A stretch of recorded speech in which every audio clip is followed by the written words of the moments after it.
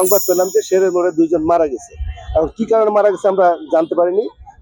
অনেকে বললো যে অতিরিক্ত মদ্যপানে মারা গেছে। তখন আমরা এখানে আসি জানতে পারি যে গত 2 দিন আগে বা গতকাল রাত্রে বা তার আগের দিন, এখন আমরা নিশ্চিত না, যে তোতা নাম করে একজন লোক আছে, ওনার হোটেলে বসে এরা মদ্যপান করেছিল। অতিরিক্ত মদ্যপানের কারণে এদের মৃত্যু হয়েছে।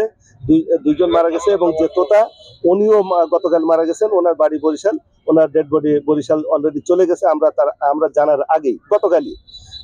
এবং কেউই জানে না যে সে মদ্যপানের কারণে মারা গেছিল, যার কারণে স্বাভাবিকভাবে তার ডেড বডি তার গ্রামে পাঠানো হয়েছে।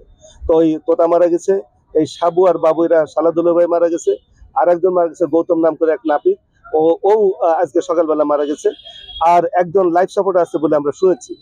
এলো 5 জন, আর আরেকজনের সম্পর্কে আমরা নিশ্চিত না যে 6 জন ছিল কিনা 5 জন ছিল। তবে আমরা 5 জন সম্পর্কে মোটামুটি একটা সংবাদ আমরা পেয়েছি। এখন এটা কি কারণে মারা গেছে পোস্টমর্টম হওয়ার পরে আমরা বলতে পারবো যে প্রকৃতপক্ষে সে অতিরিক্ত মদ্যপানের কারণে না বিষক্রিয়ায় কোনো ফুড পয়জনিংয়ে মারা গেল কিনা।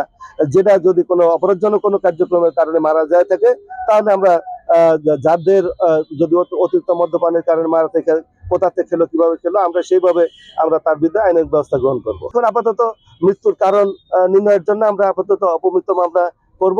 তারপরে যদি দেখি যে প্রকৃতপক্ষে কোনো বিষক্রিয়ায় মারা গেছে এবং কিভাবে তারা সেই মদটা খেলো, যে তার উৎস কোথায়, এবং তাদের বৈধতা আছে কিনা যারা বিক্রি করে।